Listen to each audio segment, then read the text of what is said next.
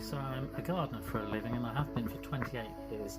I propagate a lot of plants through seeds, cuttings, grafting, all different ways of propagating different plants, not just for myself but as a gardener for my customers. Trees, all sorts of different plants. I'm just pointing this at house plants at the minute. Now, house plants and plants in general absorb CO2 out of the air, and then they use it in photosynthesis to help them to grow, and they change the CO2 which they absorb out of the air into oxygen, which helps us to all breathe here on Earth, which is why trees and forests, and they say the trees and the forests of the Amazon jungle are the lungs of the Earth. Well, we're chopping down the lungs of the Earth at a far old rate, and that's what the problem is. If we grew more trees, we would have a much better chance of controlling CO2 than trying to ban everything, because I think that's the wrong way around. They say that there's too much CO2. If there wasn't CO2, none of the plants on Earth would grow. Anyway, back to what I'm doing. So I'm now propagating plants for my fish tank. Now, my fish tank, I have a CO2 kit in, and I pump CO2. It's a CO2 generator, so I pump CO2 into the fish tank, which helps all my plants to grow within the fish tank.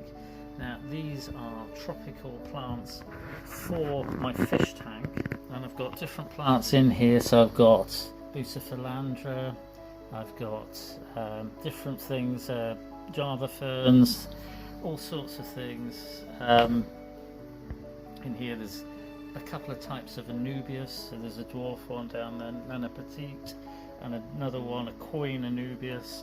There's some other ones that are tall that will grow right up and out the water. There's some pearlweed, there's Monte Carlo. There's all different plants in these little clay pebble pots that are standing in water, so they are sort of partly submerged plants that can absorb CO2 out of the air. And I'm trying to now propagate the plants that I'm growing for my fish tank, and so hopefully I can build up the clumps of plants in my fish tank as well as growing them in the fish tank, and maybe if I have enough I'll be able to sell some as well, but we'll see. So this is one of the tubs. Hang on, let me just zoom out a bit. This is one of the tubs of propagating fish tank plants. I have another one, which again, it's clay pebbles in pots, and this is all different types of Java ferns. There's trident ones, there's thin-leafed ones, there's ordinary Java, there's a little bit of bulbitis in there, and there's a couple of other things as well, but this is the same sort of thing. They're in pots in clay pebbles, and it's to propagate Java fern. And I've also got a tray again that has a lid on it, and it's got different leafy plants in here, all different sorts. There's also some sage, dwarf sage, and there's some pearlweed type thing, Monte Carlo, all different plants, as I say, and I put them in compost, so they're in a potting type soil that has clay pebbles underneath, and then it's a very wet tub, has a lid on top. It's to propagate the plants, which the lids keep the humidity in,